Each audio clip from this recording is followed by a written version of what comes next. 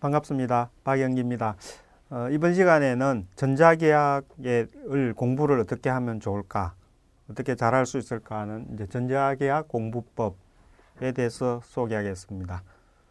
이제 굳이 이렇게 하는 이유는 전자계약이 좀 전자공학에서 처음 배우는 전공인데 무척 어렵고 그렇기 때문에 질문 나온 거라든지 또 제가 느낀 것을 참고해서 이렇게 하면 좋겠다는 것을 좀 간략히 말씀드리겠습니다. 우선 이제 전자계약 어려운데 넘어가는 수가 없는가? 그럴 수 없습니다. 전자공학 하면은 꼭 해야 됩니다. 그래서 전자계약이 왜 꼭 해야 되느냐 하면은 전자계약이 이게 전자공학에서 배우는 그 과목 전반을 선반을 하기 위해서 기초를 이제 제공해 주는 그런 과목입니다. 그래서 전자공학 살짝 안 하고 넘어가서 다른 거 하려고 그러면 결국은 또 걸리게 돼요. 반도체를 해도 그렇고, 이제 또 뭐 안테나 공학, 또 통신, 뭐 이런 여러 가지 과목에 다 이제 걸리게 되죠. 그래서 그러기도 하고 또 다른 기초 학문들과 결합하는 성격이 많습니다. 그래서 이제 여기저기 막 다 걸려 있는 그런 과목입니다. 그런 성격을 가지고 있는데 이제 전자공학에서 전공으로 처음 배우는 과목입니다. 거의 이제 보통은 전자기학하고 회로 이론을 이제 전공으로 처음 배우게 되는데 이게 이제 만만치 않죠. 어렵습니다. 그래서 이제 이게 흐름을 보면 이제 전자기학을 배우고 여기 이제 제가 화살표를 요거는 이게 점이 두 개가 되어 있는데 요거는 하나밖에 없는 게 사실은 학문적인 흐름으로 보면 전자기학을 공부하고 전자기학의 특수한 경우를 이제 회로 이론으로 배우는데 사실은 이제 회로 이론을 전자기학의 바탕에서 하면 너무 어려워지기 때문에 여기서 이제 어떤 가정을 몇 가지를 해서 그 가정만 준수를 한다면 전자기학하고 큰 관계없이 할 수가 있습니다. 그래서 대부분 학부에서는 전자기학과 회로 이론을 같이 평행하다고 이렇게 표시를 좀 하고 싶기도 한데요. 전자기학과 회로 이론은 같이 공부를 합니다. 그리고 이제 이것들을 배우고 나면 전자회로, 뭐 디지털 회로, 컴퓨터공학 이런 식으로 이게 이제 더 심화가 되어 가죠. 그래서 이제 뭐 이런 과목들은 3, 4학년 때 배우는데 뭐 예를 들어 이제 내가 컴퓨터 쪽으로 좀 그쪽으로 깊이 공부하고 싶다. 컴퓨터 공학을 해서 나중에 뭐 이제 대학원을 뭐 컴퓨터를 전문으로 하는 컴퓨터 공학과로 하겠다. 이제 그런 식으로 생각을 한다고 그러면 이제 이런 전자기학 회로 이론을 해야 된다는 겁니다. 또 뭐 안테나 공학, 이제 초고주파 공학, 초고주파 공학,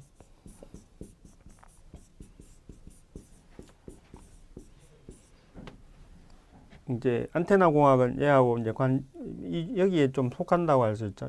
이 중에서 일부분을 또 더 깊이 하는 건데 이런 것들을 하고 싶어도 전자기학은 이거는 정말로 필수입니다. 이게 거의 직접 이제 심화된 것들이기 때문에.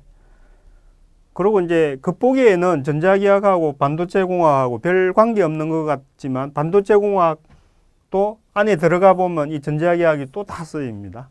뭐 반도체 안에서도 결국은 전자들이 어떻게 움직여 가는가, 뭐 이제 거기는 전자와 전공이 두 개가 나오는데 얘가 뭐 전기장을 전기장에 받아가지고 어떻게 드립들 이게 움직여 가느냐 이런 것들을 막 다루게 됐는데 결국 전자기학 지식이 들어가게 되죠. 그래서 이것저것 뭐 하려고 하다 보면 항상 이제 이것들이 걸리게 됩니다. 얘들이. 전자기학을 안 하고 슬쩍 넘어가서 다른 걸 하고 싶다는 작전은 실패합니다. 그래서 꼭 해야 된다.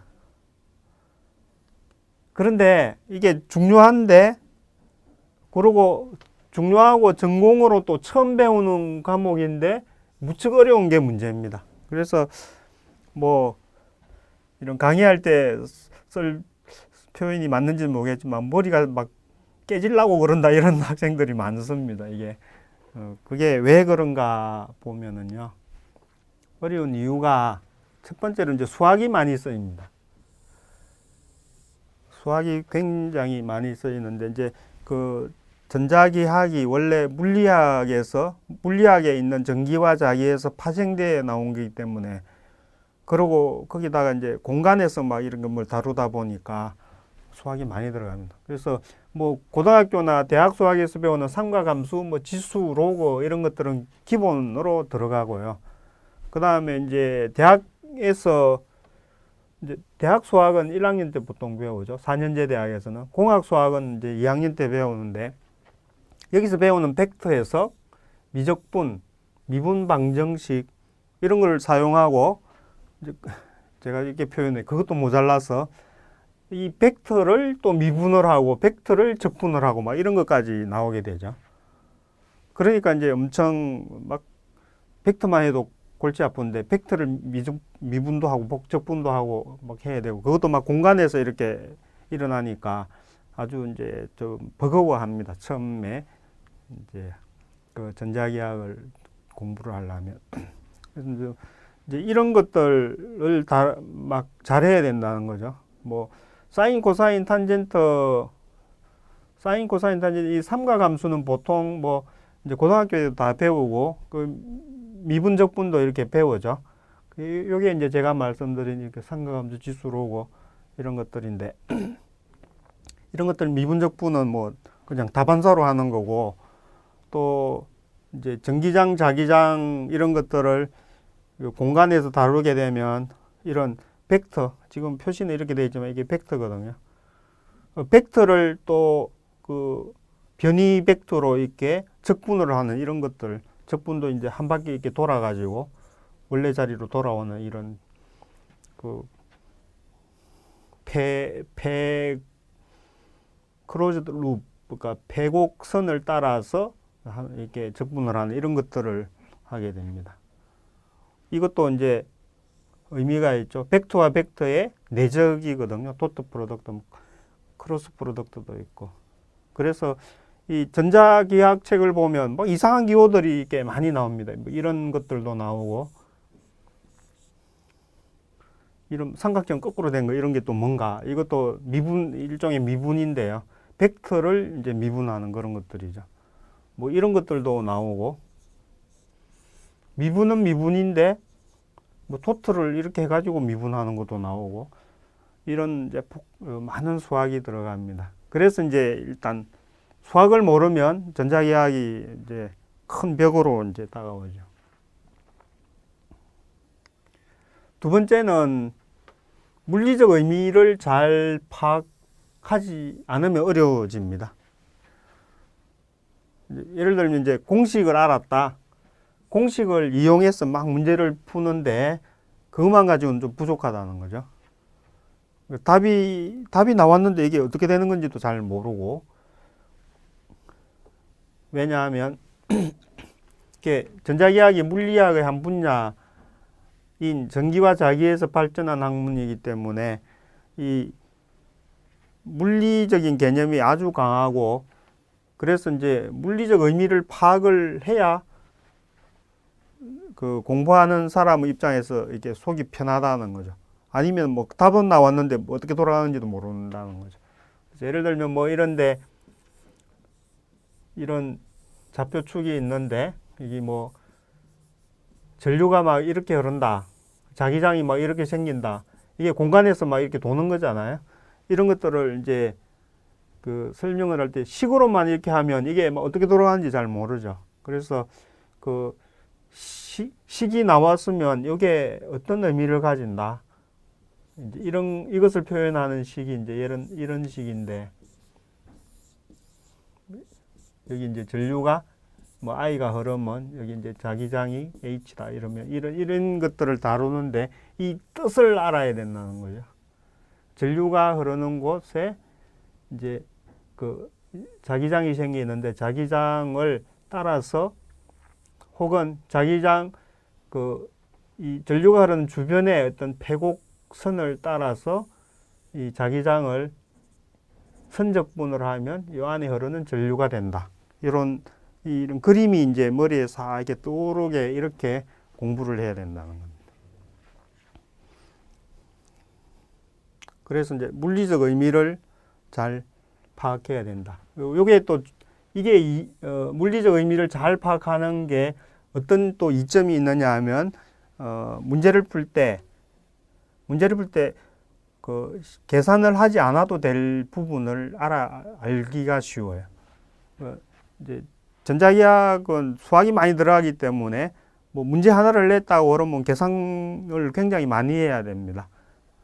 그런데 그런데 물리적 의미를 알면은 결국 상쇄돼서 없어진다든지 뭐 결국 더하면 0이 된다든지 그런 성질을 알게 되죠. 그렇게 되면 굳이 계산을 안 해야 될 부분은 안 해도 되는 거죠.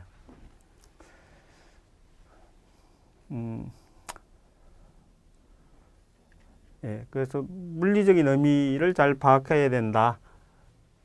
뭐 이거는 이제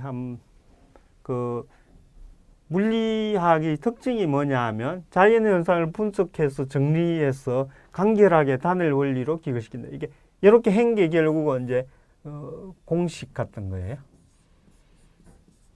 여러 가지 현상 이렇게 하니까 이렇게 되고 저렇게 하니까 저렇게 되고 또 다르게 하니까 어떻게 되고 요것들을 다 이거 살펴봐 가지고 결국은 이걸 다 표현할 이런 여러 가지 경우를 다 표현할 수 있는 그런 게 이거다 하고 낸 게 이제 공식이죠. 그래서 이렇게 간단하게 표현할 수 간단하게 표현하려고 계속하는 거죠. 그리고 이제 논리적 사고를 해야 되고 이런 것들이 물리학의 특징입니다.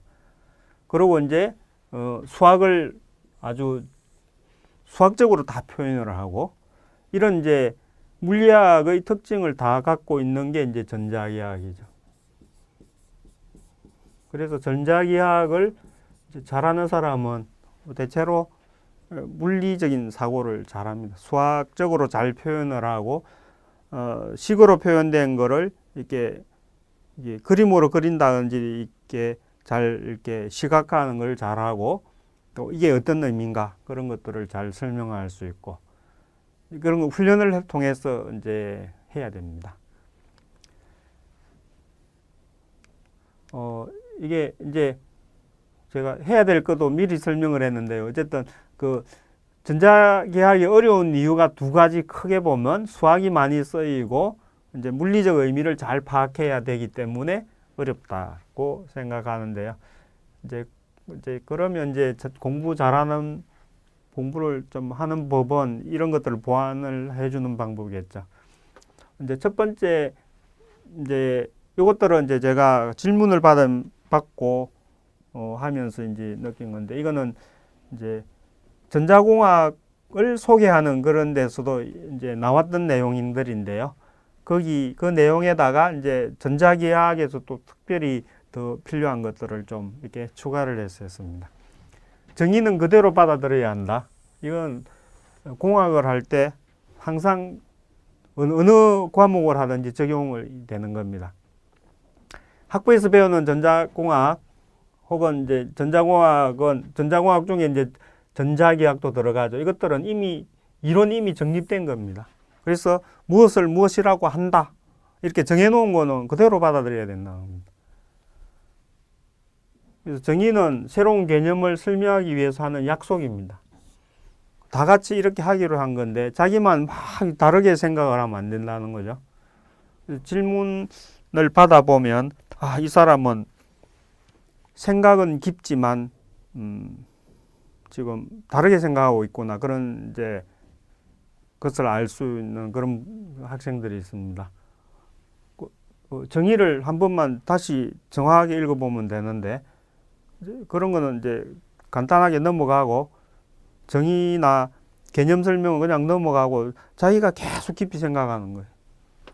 그러니까 정해놓은 것, 이 정해놓은 것을 받아들여야 되는데 자꾸 딴 것을 자꾸 이제 막 생각을 하는 거죠. 그래서 이제 이야기를 하다 보면 단어는 예를 들면 전압이다. 전압이라는 단어를 똑같이 이야기하는데 책에서는 이렇게 설명하는데 자기는 이렇게 이것을 전압이라고 생각한다는 거예요. 그렇게 이야기를 해보면 똑같은 전압이라는 단어를 사용하지만 뭐 이상하게 생각하네 이렇게 이제 생각이 드는 거죠. 그래서 자기의 세계에 빠져서 자기만의 이론을 만들지 않도록 해야 된다. 정해진 것은 정해진 그대로를 지켜야 된다. 정의가 흐트러지면 어떻게 되는가 하면 그 이유가 다 망가지게 됩니다. 개념이 다 엉터리가 되고 무너지게 되고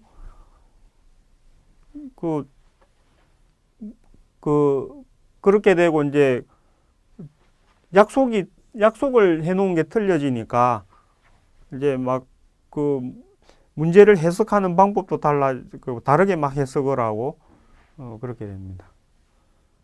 그래서 이제 그럴 때 이제 제가 많이 쓰는 게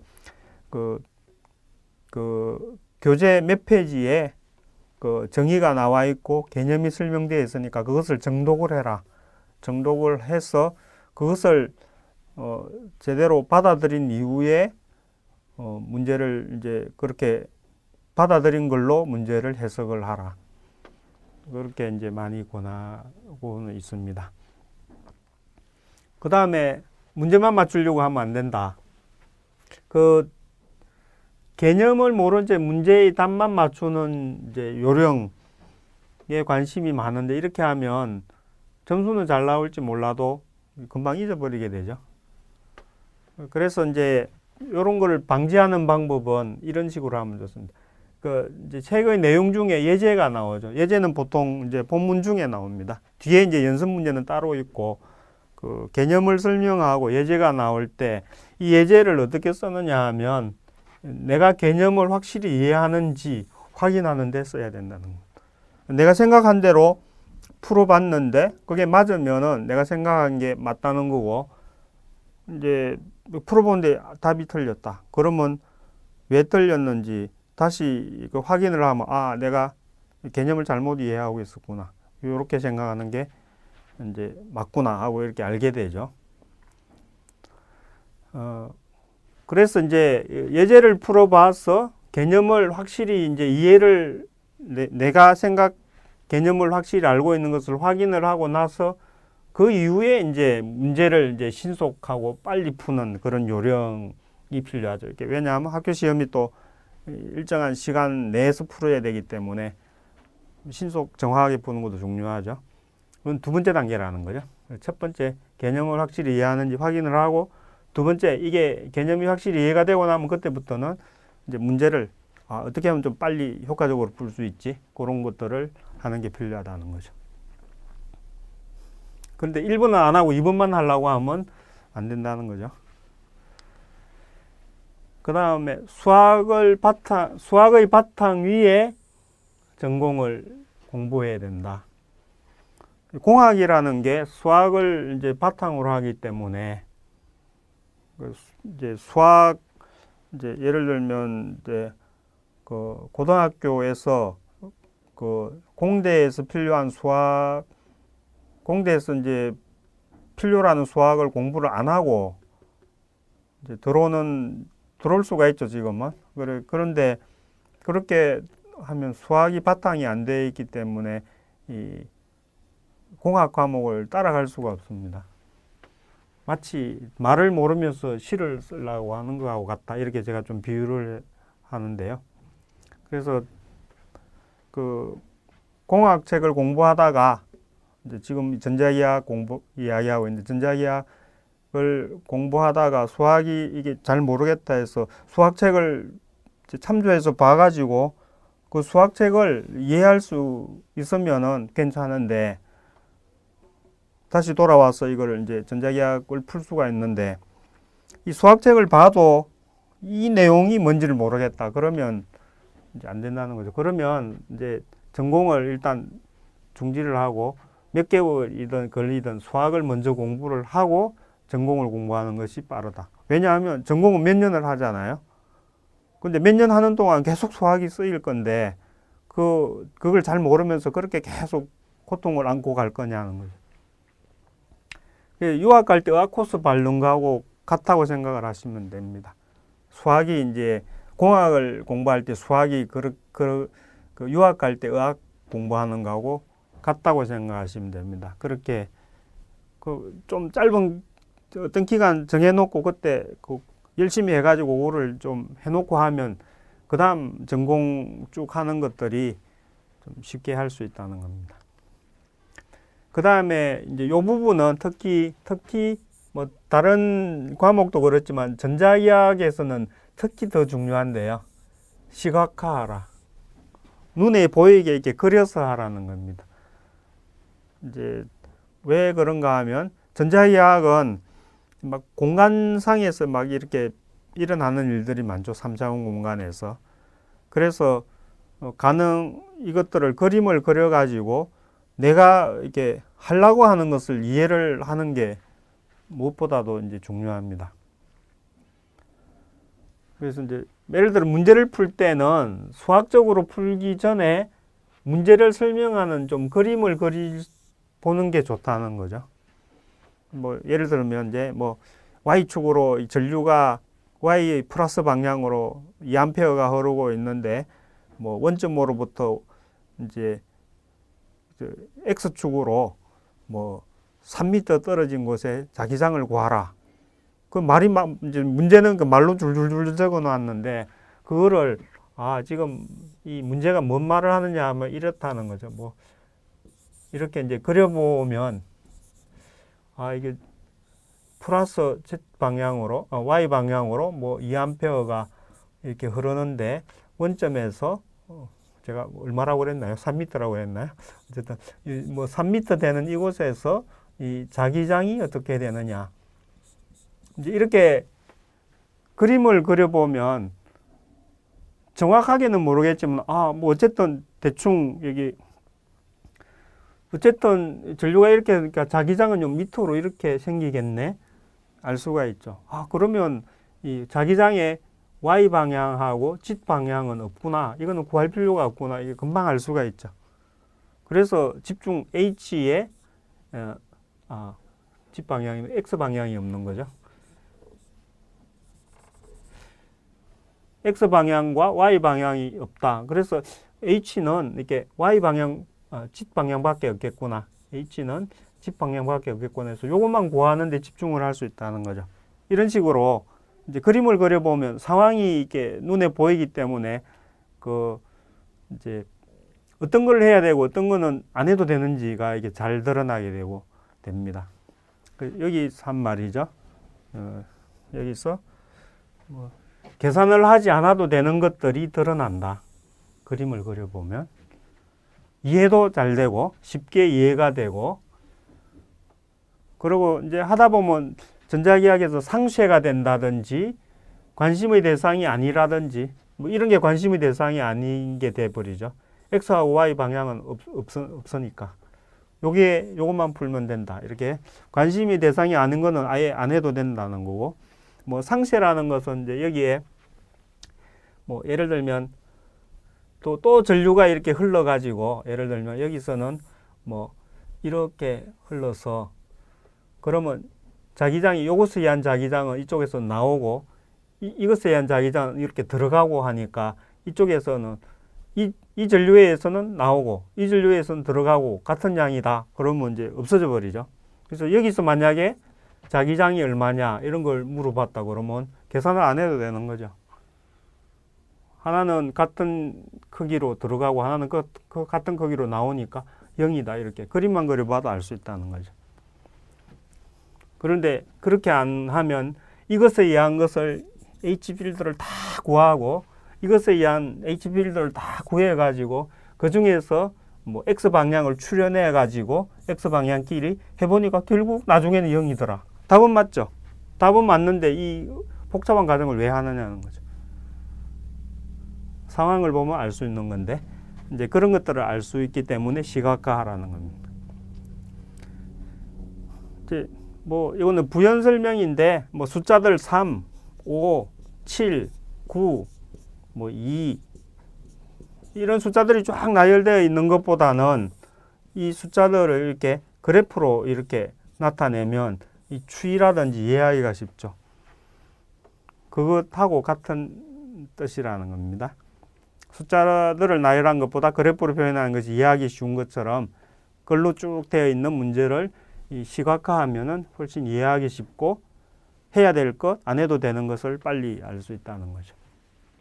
그래서 이제 전자기하학은 이제 다른 과목하고 조금 더 이제 강조하고 싶은 게 이 시각화하라는 그런 내용입니다. 예, 뭐 이렇게 말을 해도 사실은 이제 잘 실제로 와닿진 않을 겁니다. 그 와닿으려면 이제 전자기학 공부를 하면서 좀 어려움을 겪으면서 문제가 뭔 뜻인지 잘 몰라서 헤매기도 하고 그랬을 때 이제 지금 이야기한 게 더 와닿을 거고 뭐 그때 다시 이제 생각을 해서 이런 태도로 바꾼다고 하면 그렇게 늦진 않겠죠. 예.